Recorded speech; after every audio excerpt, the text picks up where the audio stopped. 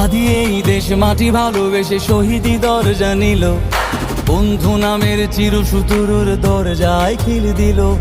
শেয়াল কুকুর ডাইনাসরকে চেনালো এই বীর হাদি, শত্রু কখনো বন্ধু হয় না, বন্ধু না অপরাধী।